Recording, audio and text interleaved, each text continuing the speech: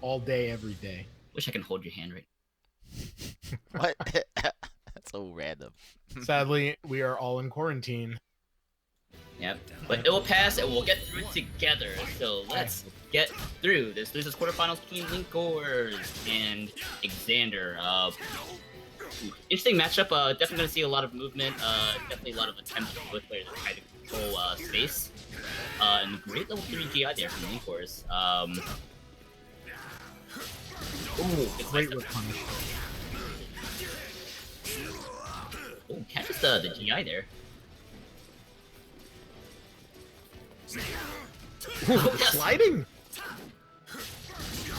Yeah, that was definitely a risk that definitely paid off, but Linkorz is still able to just like winning this damage race. So, but that's a great sidestep into the backstep. Very clutch. That was this is definitely another example of just like a swinging matchup. It seemed like it was in Linkorz's favor for this whole round, but that was a great GI, great 3 GI bait into a sidestep. Linkorz is just so good. Now, of course, Linkorz has plenty of experience with this matchup since he and Enders have played a lot back when we had next level. But Exander. Hey guys. Hey Jay. Sorry. Did you want to take over? Sorry, I had to go to the bathroom. I just got. Yeah, I was filling time. You can come back in. Okay.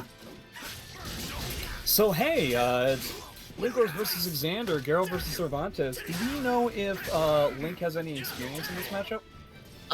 There's this guy at New York. I think he plays Cervantes. No, you're thinking of Ramon. That's a Sophie play. Oh, okay, yeah. Then I don't know if he knows anybody yet. Well, still, he's doing really well nonetheless. Definitely a tough matchup for Cervantes because Cervantes' way of like trying to get damage with pokes in neutral is kind of what Geralt does, but better. Actually, Jay, before you came back, I was talking about Linkorz's matchup knowledge here, and the interesting thing that I think might play into this is that Exander and Enders play pretty differently, Yeah. and last time I think Exander beat Enders. This was at that was the Buminati battle. Yeah, the handful of weeks ago. Yeah. So who knows what'll happen here? Yeah, same character, different playstyles. These are the mysteries of the world. Who knows what could potentially happen with something or not? But yeah, right. Both characters do want to play like the spacing poking battle. That was an awesome class Yeah. setup. Sorry.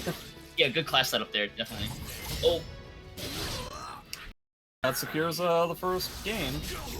So Xander's gonna have to come up with something. Unfortunately, I find that Exander is a little bit more aggressive as opposed to Enders being a little bit more defensive, especially when it comes to which moves they use and how much they move around.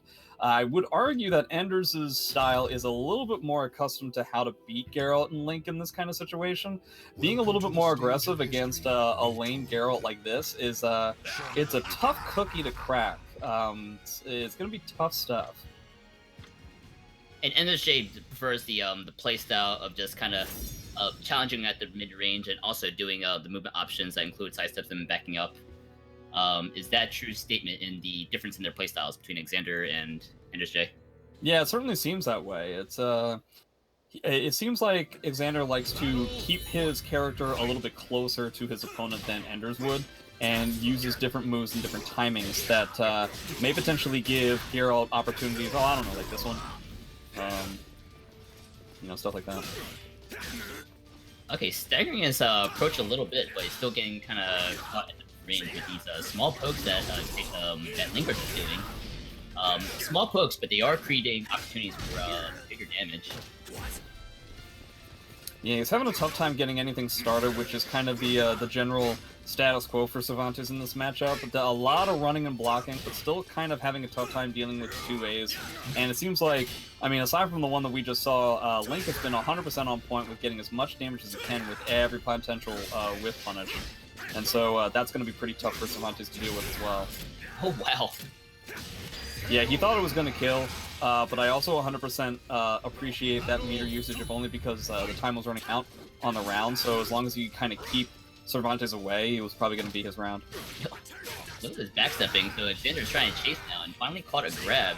And the Oki situation, maybe wall damage, and I say maybe, but we're definitely getting wall damage into the wake up. So this is first like signs of potential, I guess I can say, about Exander being able to do this with Linkorz. Really nice stuff here.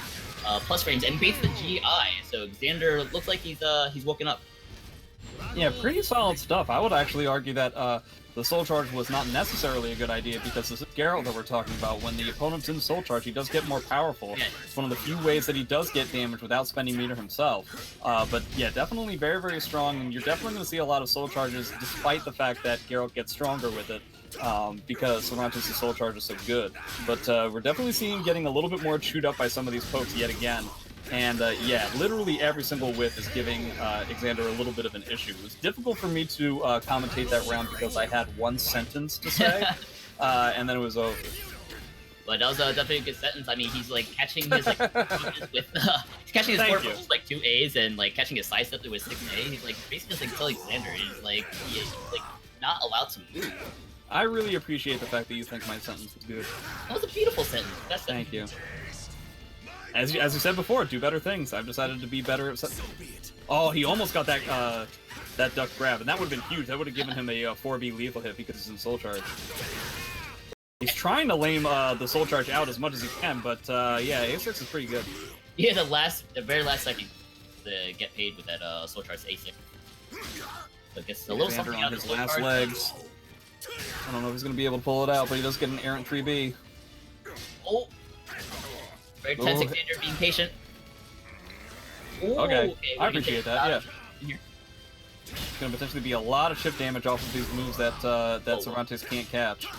Oh, block the 1A. Mega clutch from Exander. Fantastic. Mega Unfortunately, that doesn't clutch. give him the game. That only ties it up. Yeah, but appreciate Exander just definitely being patient when it matters the most. And that could be the very thing that keeps him in this match. Ooh, he knocked him out of the soul attack or whatever. That's huge. Now Link doesn't have any meter whatsoever. He's going to take this huge amount of damage. He gets the lethal hit. I assume he's going to use it immediately. He is. God!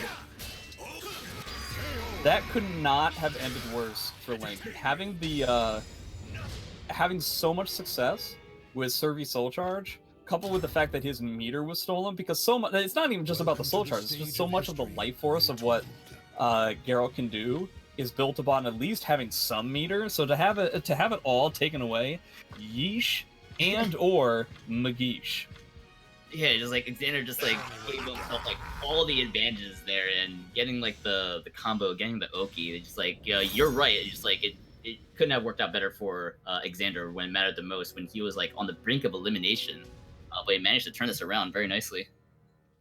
All right, so now we have the bridge. I'm actually not entirely sure which character likes this more.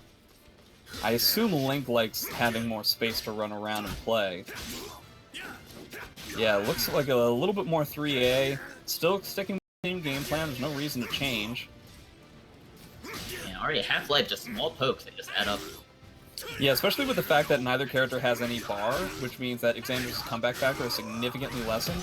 It's gonna lead to Link getting a perfect. Literally perfect round for Linkorz, just chopping him down like a tree, like no big commit, just punishing mistakes all day and using movement to create those opportunities.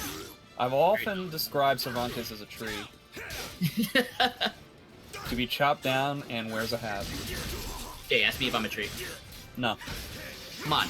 Nope. Fine. Oh, nice clash. That's we've seen that before. Clash setup. Hey, Omega. Hey. Are you a tree? No. A lot of blocking going on, a lot of steroid kind of pressure. It's going to be interesting to see if... Oh, fantastic sidestep. He gets away from the wall. That's exactly what Exander was looking for. Link decides to back up 17 times so that he's able to get the sweep and end the second round. And just these pokes just doing so much work.